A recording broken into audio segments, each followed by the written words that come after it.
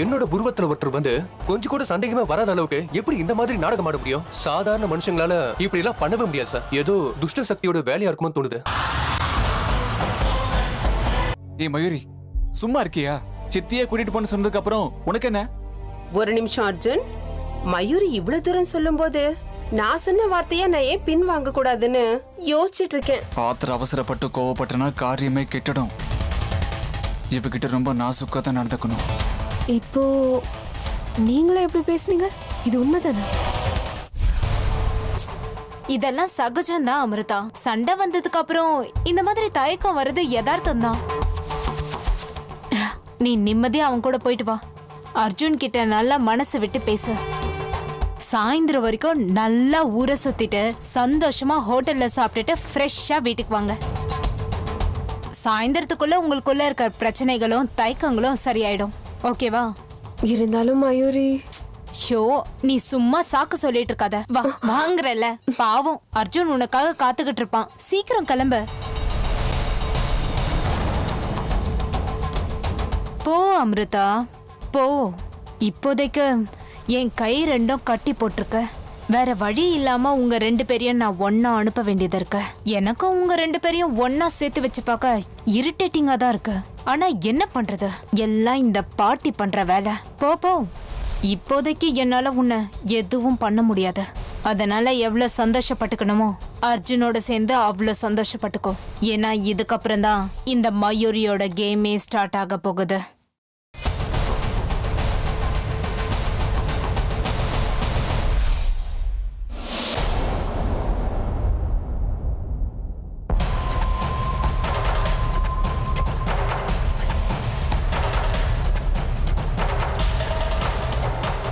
அப்போ நான் பார்த்தது உண்மைதானா? அப்படின்னா அமிர்தாவுக்கு இன்னைக்கு கடைசி நாள். ஆனா அர்ஜுனோட உருவத்துல இங்க வந்தது யாரு? யாரு?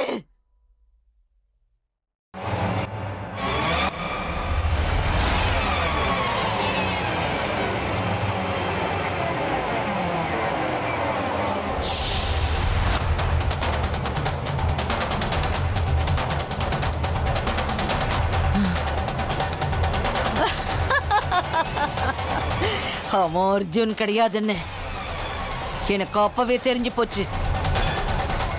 யாரோ அர்ஜுன் வேஷத்துல வந்து சூழ்ச்சி பண்ணி வீட்டுக்குள்ள இருக்கிற அமிர்தாவை வெளியில கூட்டிட்டு போயிருக்கான். அது யாராயிருக்கும்? அவளை யார் வெளியில கூட்டிட்டு போனது? கண்டிப்பா அவளை சந்தோஷப்படுத்துறதுக்காக இல்ல, அவ உயிரை எடுக்க தான் கூட்டிக்கிட்டு போயிருக்கா. அதுக்காக தான் அர்ஜுன் உருவத்துல வந்திருக்கான்னு உறுதியா தெரியுது. ஒழியட்டும்.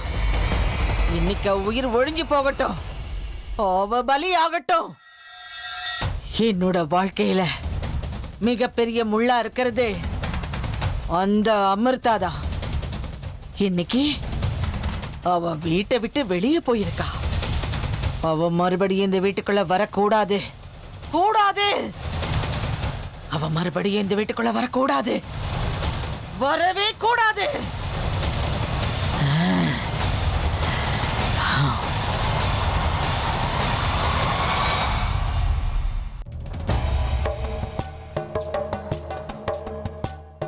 என்ன அமிர்தா, இன்னும் என் மேல இருக்கிற கோவம் போலியா? இங்கேயே நிக்கிறீங்க? அப்படிலாம் ஒண்ணும் இல்ல. என்னமோ இடத்துக்கான துடிச்சுக்கிட்டே இருக்கு. அதான் ஒரு நிமிஷம் நின்னுட்டு அப்புறம் போலான்னு. என்னங்க இது? உங்களை என் கண் இமைக்குள்ள வச்சுக்கிட்டு பத்திரமா பாத்துக்கிறதுக்கு நான் ஒருத்தன் இருக்கும் போது இதுக்கெல்லாம் எனக்கு பயப்படலாமா? வாங்க வாங்க, சேர்ந்து இருக்கிற தருணங்களை முடிஞ்ச அளவுக்கு மிஸ் பண்ணவே கூடாது. வாங்க போலாம்.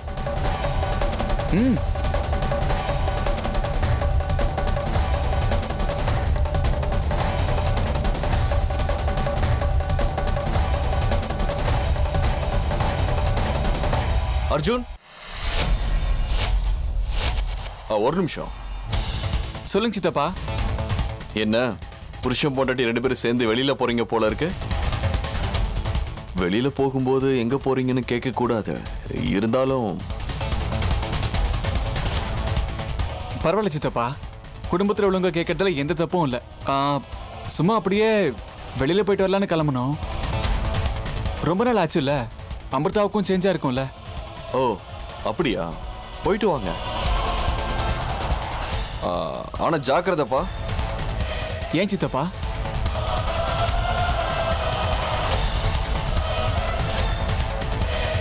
அது சொல்லலாமா வேண்டாமான்னு எனக்கே தெரியல. பரவாயில்ல, சொல்லுங்க சின்ன மாமா.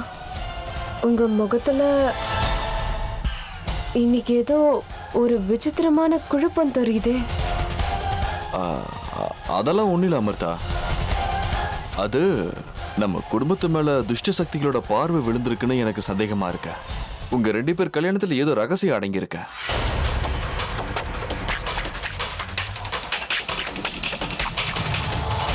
ரகசியமா?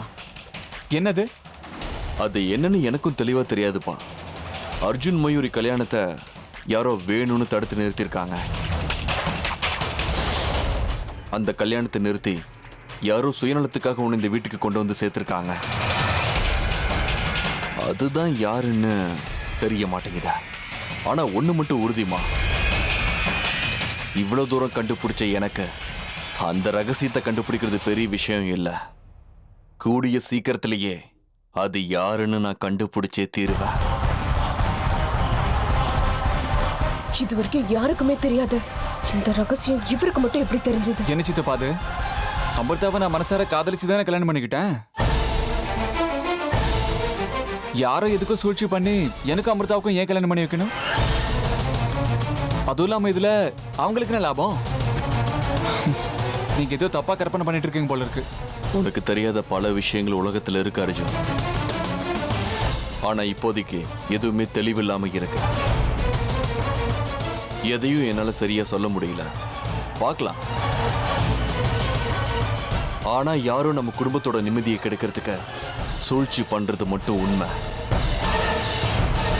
மகனும் மருமகளும் சந்தோஷமா வெளியே கிளம்புறீங்க. பத்திரமா போயிட்டு வாங்கன்னு சொல்றேன், அவ்வளவுதான். நீங்க ஒன்றும் கவலைப்பட வேண்டாம் சித்தப்பா, எல்லாத்தையும் நான் பாத்துக்கிறேன். நான் இருக்கும்போது எந்த துஷ்ட சக்தியும் அவங்கள நெருங்க முடியாது. அப்படின்னா அப்படின்னா எந்த விதமான துஷ்ட சக்திகள் வந்தாலும் உங்களை காப்பாத்த நான் ஒருத்தன் இருக்கேங்கிற அர்த்தத்துல சொன்னேங்க. என் பொண்டாட்டிக்கு எதுவும் ஆக நான் விட மாட்டேன். நீங்க எதுக்கும் கவலைப்பட வேண்டாம்.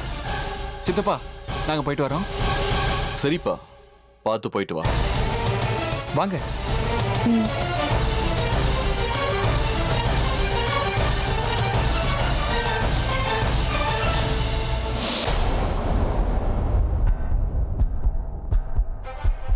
என்னங்க சித்தப்பா அப்படி சொல்லிட்டாரேன்னு பயமா இருக்கா?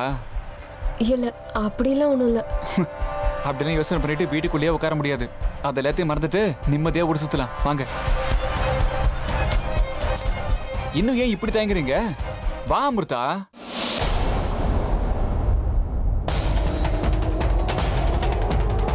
என்னங்க என்னாச்சு? என்னங்க இது? என்னைக்கும் இல்லாம புதுசா இவ்வளவு உரிமையை கூப்பிடுறீங்க? ஆச்சரியமா இருக்கு.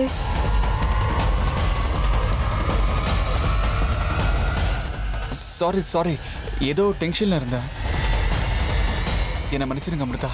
வாங்க, கார் அங்க இருக்கு. ம்.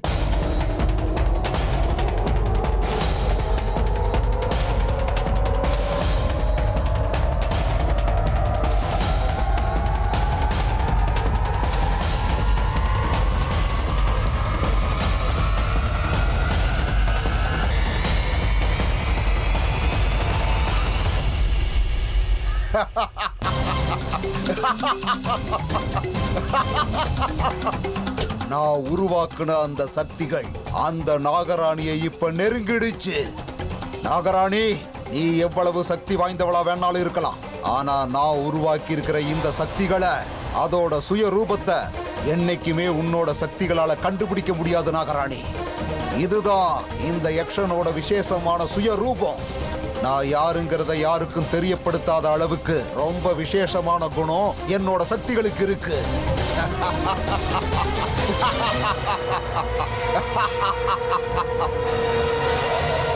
அது மட்டும் இல்ல நாகராணி, உன்னோட சக்திகளை எல்லாம் எப்படி அழிச்சு நாசமாக்கணுங்கிற ரகசியமும் என்னோட சக்திகளுக்கு நல்லாவே தெரியும்.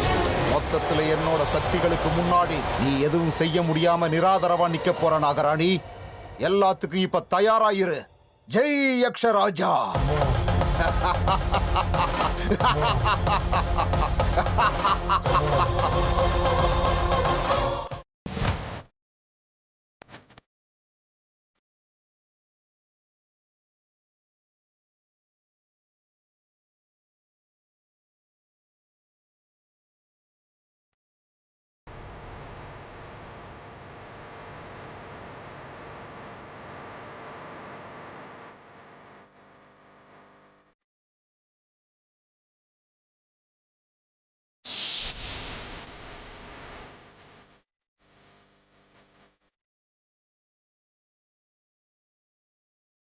இல்ல,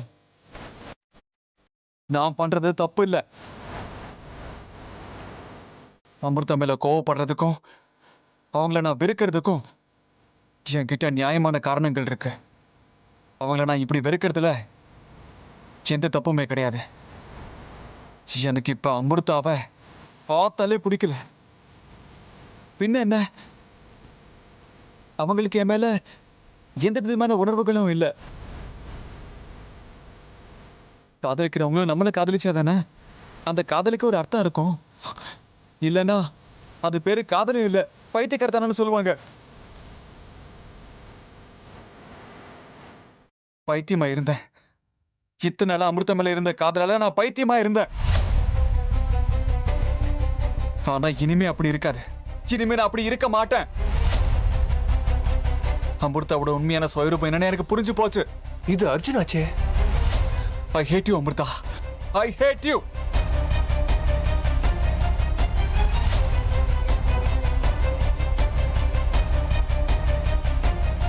ஹலோ அர்ஜுன், இங்க நின்று என்ன பண்ணிட்டு இருக்கீங்க? ஒன்றும் இல்லை, சும்மா அப்படியே. என்னாச்சு அர்ஜுன்? இன்னுமா என் மேல உங்களுக்கு கோவம்? இல்ல உங்க வீட்டில் இருக்கவங்களே என்ன மன்னிச்சிட்டாங்க, ஆனா நீங்க இன்னும் பழச மனசுல வச்சுக்கிட்டு என் மேல கோவமா இருக்க மாதிரியே இருக்கேன். சே, அப்படிலாம் ஒன்றும் இல்லை ஹர்ஷா. சாரி, வேற ஏதோ ஒரு பிரச்சனை, கொஞ்சம் டென்ஷனாக இருந்தேன். உங்களோட இந்த பிரச்சனை அமிர்தா தானே?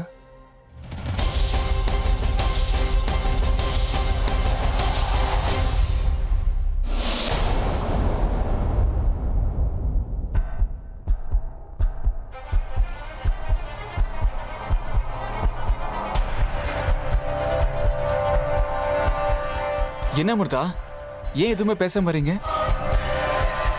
நானும் வண்டி எடுத்ததுல இருந்து பார்த்துக்கிட்டே இருக்கேன், அமைதியாவே உட்காந்துட்டு இருக்கீங்க. ஏங்க, என் மேல இன்னும் கோவம் போகலையா? அப்படிலாம் இல்ல, உங்களை என்னால சரியாவே புரிஞ்சுக்க முடியல.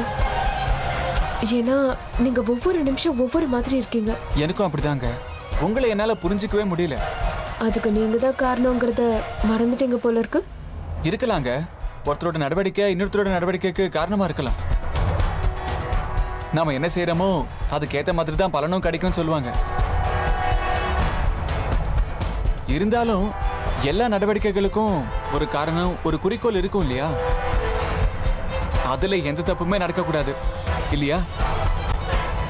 இருக்கலாம் அர்ஜுன், உங்க பார்வைக்கு நான் தப்பு பண்ற மாதிரி தெரியலாம்.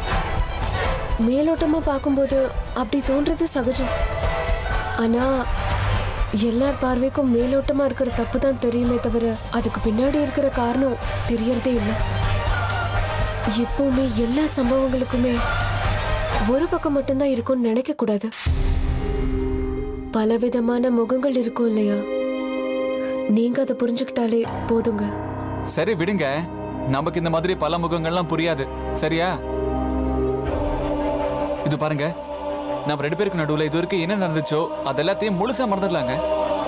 அர்ஜுன், நீங்க நிஜமாவா இப்படி பேசுறீங்க? நிஜமாதான் அமிர்தா, நிஜம்தான். நீ நானும் நமக்குள்ள நடந்த எல்லா பிரச்சனைகளையும் மறந்துடலாம் அமிர்தா.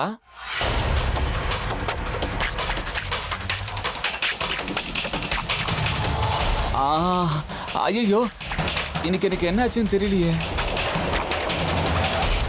நான் எப்போ உங்களை அமிர்தா நீ வா போன்னு சொன்னதே இல்லைல்ல? Sorry sorry. என்ன மன்னிச்சிடுங்க அமிர்தா. தயவு செஞ்சு பழசெல்லாம் மறந்துடுங்க ப்ளீஸ்.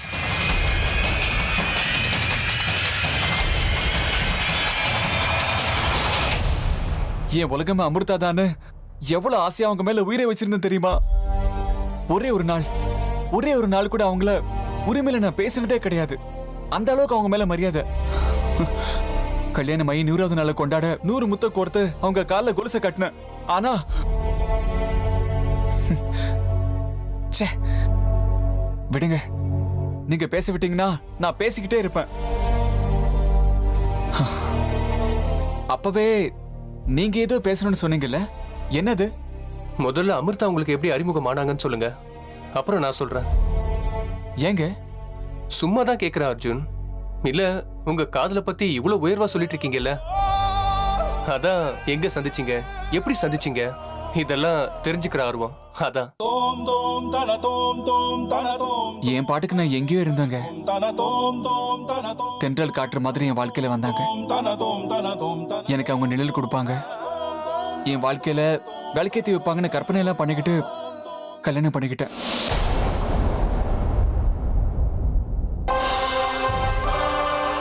இல்ல ஹர்ஷா, அதெல்லாம் ஞாபகப்படுத்தி பார்க்க எனக்கு விருப்பம் இல்லை. தேவையில்லாம இப்ப எதுக்கு பழசெல்லாம்? எனக்கு கல்யாணமான நேரத்துல உங்க விஷயத்துல வீட்டுக்குள்ள சில பிரச்சனைகள் வந்தது. ஆனா அதுல உங்க பங்கு எதுவுமே கிடையாதுன்னு தெரிஞ்சதுக்கு அப்புறம் நாங்க எல்லாருமே உங்ககிட்ட மன்னிப்பு கேட்டோம்ல, அந்த விஷயத்த அப்படியே மறந்துடலாமே. எதுக்கு தேவையில்லாம பழசையெல்லாம் கலரிக்கிட்டு? உங்க மனநலமா எனக்கு நல்லா புரியுது அர்ஜுன். இருந்தாலும் எனக்கு ஒரு சந்தேகம்.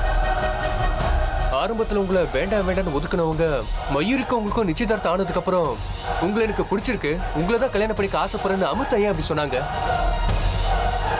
அதை விடுங்க. கல்யாணம் ஆன நாள்ல இருந்து உங்களுக்கும் அவங்களுக்கும் ஒத்து போகவே மாட்டேங்குதே, ஏன் அது? அமிர்தா உங்களை விரும்பி தானே கல்யாணம் பண்ணிக்கிட்டாங்க, அப்படியே நீங்களும் உங்க குடும்பமும் வேதனைப்படுற அளவுக்கு அவங்க நடந்துக்கிட்டாங்க.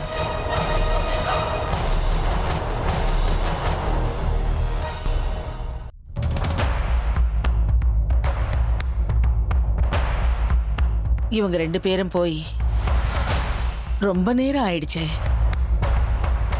இந்த நேரத்துக்கு அந்த அமிர்தாவுக்கு ஏதாவது ஆயிருக்கணுமே. ஆமா, அர்ஜுனோட உருவத்துல வந்த அந்த ஆளு யாரு? அவனை அனுப்பி வச்சது யாரு? அது எந்த சக்தின்னு கண்டுபிடிக்கிறதுக்கு நானும் முயற்சி பண்ணிக்கிட்டு தானே இருக்கேன். ஆனா கண்டுபிடிக்க முடியலையே. அப்படின்னா அது யக்ஷரூப சக்தியா இருக்கலாம். அந்த சக்தியா இருந்தா மட்டும்தான் யாராலையும் கண்டுபிடிக்கவே முடியாது. இது அந்த சக்தியா தான் இருக்கணும். எந்த சக்தியா இருந்தா என்ன? மொத்தத்துல அந்த அமிர்தா இந்த வீட்டை விட்டு ஒழிஞ்சு போகணும்.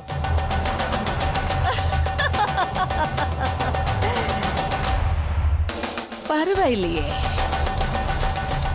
நான் நினைச்சதை விட காரியங்கள் சுலபமாவே நடக்குதே.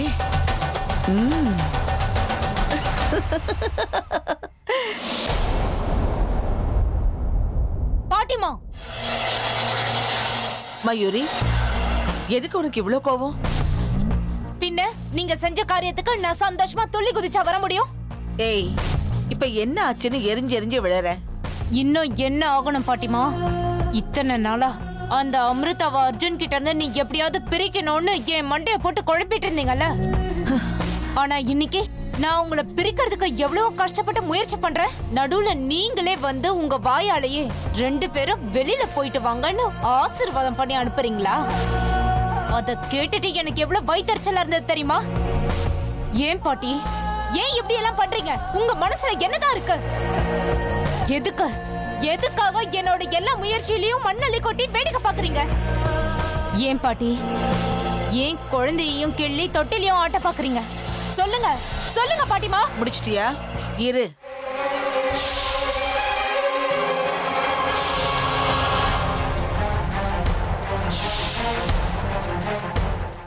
ஆத்திரம் கோபம் எல்லாம் அடங்கிடுச்சுன்னா இந்த தண்ணிய குடிச்சிட்டு அமைதியாகிரு. குடி.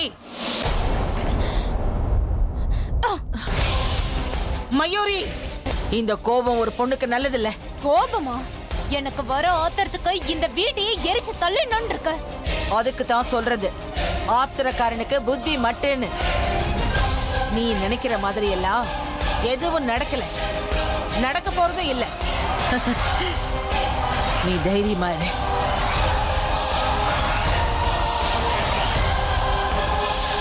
ஆமா, இத்தனை நாளா சின்ன சின்ன விஷயத்துக்கெல்லாம் டென்ஷன் ஆகிட்டு இருந்த இந்த பாட்டி இன்னைக்கு இவங்களையும் அவங்க 2 பேரையும் வெளியில அனுப்பிட்டு எதுவும் நடக்காத மாதிரி இருக்காங்க. என்ன நடக்குதுங்க? இவங்க ஏன் இப்படி எல்லாம் பண்றாங்க?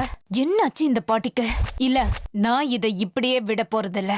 விஷயம் என்னன்னு இவங்க கிட்ட கறந்தே தீர்வேன்.